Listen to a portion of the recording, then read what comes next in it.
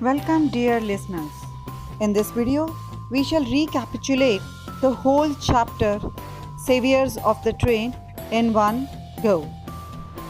In this story, three children named Roberta, whose nickname was Bobby, Peter, and Phyllis. They were playing in a garden collecting cherries blossoms. Suddenly, they heard some strange noise. They were wonder-struck what was happening. The garden in which children were playing was neared by a stair which was leading down to the railway track. They went near the railway track and they found that few trees, they were moving towards them slowly and slowly, just like a living creature. They got amazed, they got feared. They were kids, they couldn't understand that this was a landslide. So they were thinking that it was some sort of magic. Phyllis, being the youngest one, found that the railway track was enchanted. She got scared. Phyllis called this a horrible magic. They were seeing that trees with grey leaves, they were coming up, and coming closer to the railway track. They were all breathless.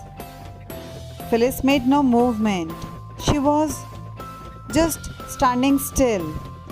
Trees kept on moving towards them.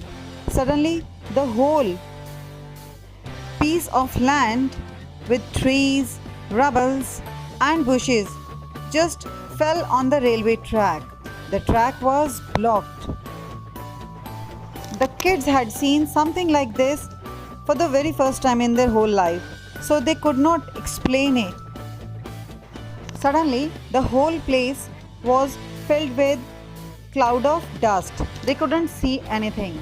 Because of this landslide, a small mound was formed. A small hill was formed on the railway track, and it could be the reason for the accident. Now the kids wanted to stop this accident. They wanted to inform either the railway station master or the train driver. But how could they do it? They first thought of running towards the railway station, but that was 2 miles away and the train was about to come. It was already 11 and the train was about to come at 11:29. So they did not have that much time to run to railway station and inform the station master. So the Peter thought of a trick.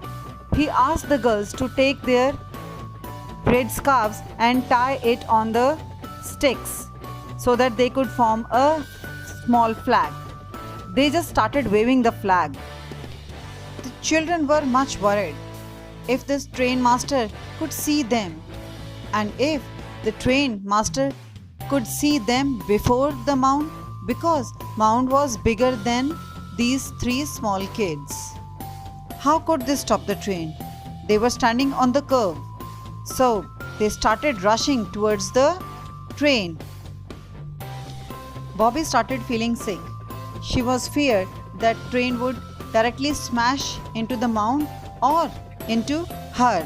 So she was sweating. Phyllis too was full of sweat. She was sweating bitterly and she was regretting why did she wear that scarf.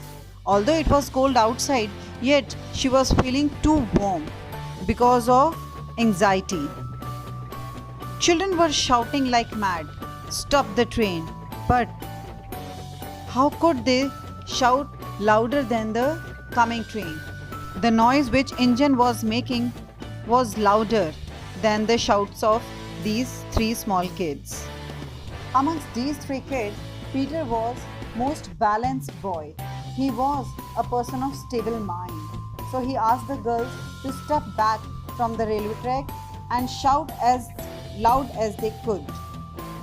Fortunately, the train driver saw these three kids with the red flags waving and he stopped the train in the nick of time.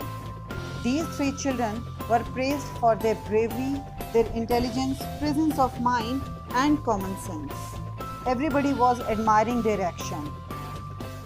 Children were enjoying themselves too, but Bobby was not happy. She wanted to get peace and solace of mind. That's why she wanted to go home.